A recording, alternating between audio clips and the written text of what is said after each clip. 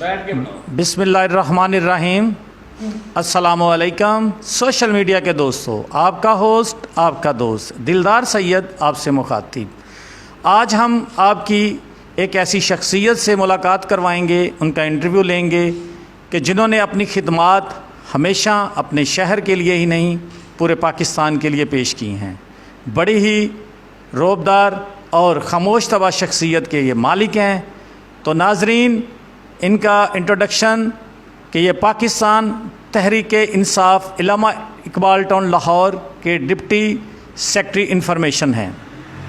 और इनके पास दूसरा होता है media focal person of tiger force. Tiger force चूँकि आजकल आप देख रहे हैं हर शहर में अपना काम सर अंजाम दे रही है, तो उसके ये फोकल पर्सन है, मीडिया फोकल पर्सन। तो आइए जनाब, किसी तारफ़ के मोहताज नहीं, नाजरीन जनाब नदीम अशरफ संधू साहब, उनसे बात करते हैं। अस्सलाम वालेकुम भाईजान। जी वालेकुम अस्सलाम। क्या हाल है जनाब दिलदार साहब? अल्हम्दुलिल्लाह। नदीम साहब आप सुनाएं, आपका क्या हाल है? जी अल्हम्दुलिल्लाह, अल्लाह का शुक्र है जनाब, अल्हम्दुलिल्लाह। जी, आज मैं आपको ज़हमत देने के लिए थोड़ी देर के लिए आपके पास हाज़िर हुआ हूँ, चूँकि मेरा मकसद रायविंड की आवाम को सहूलियात फ़राहम करना, रायविंड की आवाम को किसी न किसी तरीके से फ़ायदा हो, इस सिलसिले में हाज़िर हुआ हूँ। तो मेरा आज आपसे पहला सवाल है, आप एक बड़ी खामोश तबा पर्सनैलिटी हैं,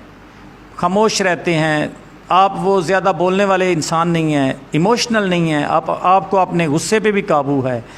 तो आप जिस मकसद के लिए बाहर निकले हैं, आप पाकिस्तान तहरीक इंसाफ इलामा इकबाल टाउन लाहौर के डिप्टी सेक्रेटरी जनरल हैं, उस हवाले से सवाल कर रहा हूँ, चूँकि आपकी एक जमात है। तो आप ये सब कुछ कैसे हैंडल करते हैं, क्योंकि सर्दियाँ, गर्मियाँ, सख्तियाँ ये बर्दाश्त करना पड़ती हैं इस मामलात में? जी बहुत शुक्रिया दिलदार साहब। मैं आपको बताता चलूँ कि अल्लाह का शुक्र है कि मैंने 2011 में पाकिस्तान तहरीक इंसाफ, जब मैं ओमान में था तो मैंने ज्वाइन की, और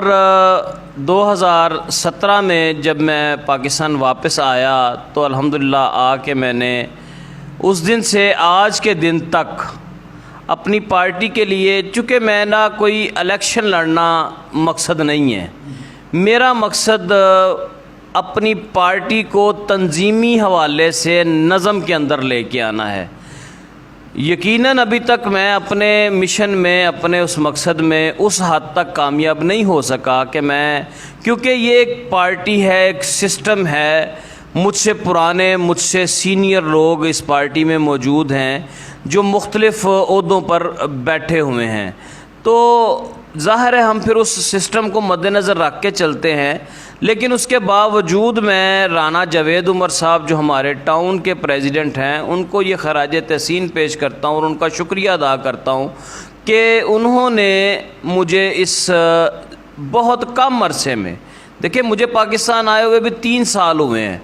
तो 3 साल में मुझे उन्होंने टाउन की सतह पे, ये जो मैं इसको ओहदा नहीं कहता, ज़िम्मेदारी कहता हूँ, ज़िम्मेदारी दी है, ये मेरे लिए बहुत बड़ा एक एज़ाज़ है। अल्लाह का शुक्र है कि उन्होंने और मेरी पार्टी ने मुझे इस काबिल समझा है और मुझे इस सीट पे उन्होंने ये ज़िम्मेदारी दी है। इंशाअल्लाह जैसे जैसे मेरा अपनी पार्टी के अंदर, अपने दोस्तों, अपनी इस रायविंड शहर के हवाले से बिलखुसूस मज़ीद इंट्रोडक्शन होगा, मैं अपने तंजीमी हवाले से कुछ कर पाऊँगा, तो एक दिन वो ज़रूर और बहुत जल्द आएगा कि हम अपने रायविंड में पाकिस्तान तहरीक इंसाफ को एक मुनज़्ज़म और एक बेहतरीन पार्टी जो है उसको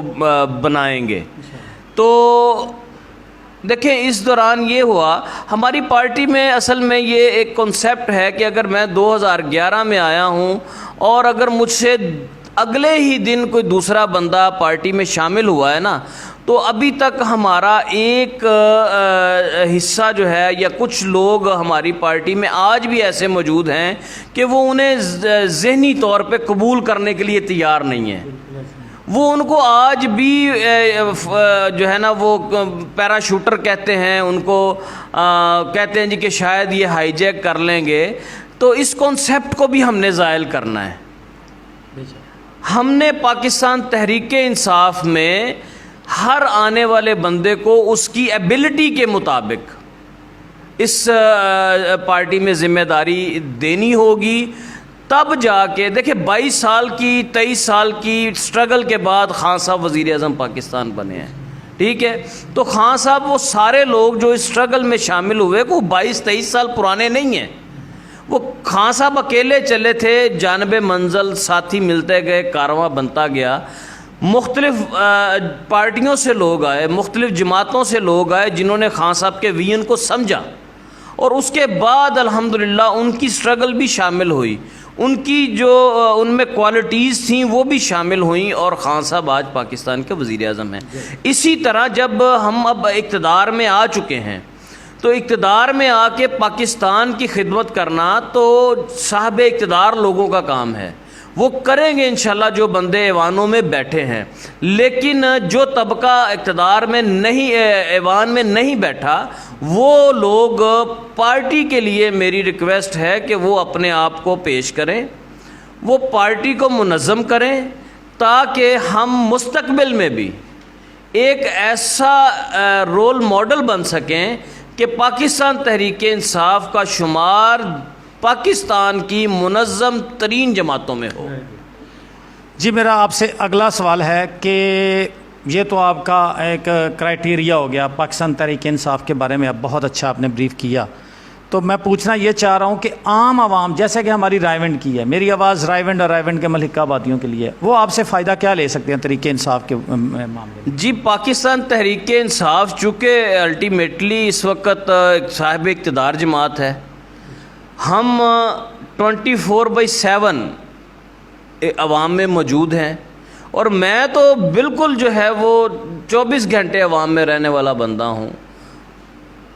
پیدل چل کے گلی محلوں میں جو ہے نا وہ لوگوں تک، لوگوں کی خوشیوں غمیوں میں شامل ہونے والا بندہ ہوں، ٹھیک ہے؟ ہم نے تو اپنے دروازے اپنی قیادت کی سرپرستی میں کھولے ہوئے ہیں، دیگر مصروفیات کے علاوہ ہر اتوار کو ہمارے جو ٹاؤن کے پریزیڈنٹ ہیں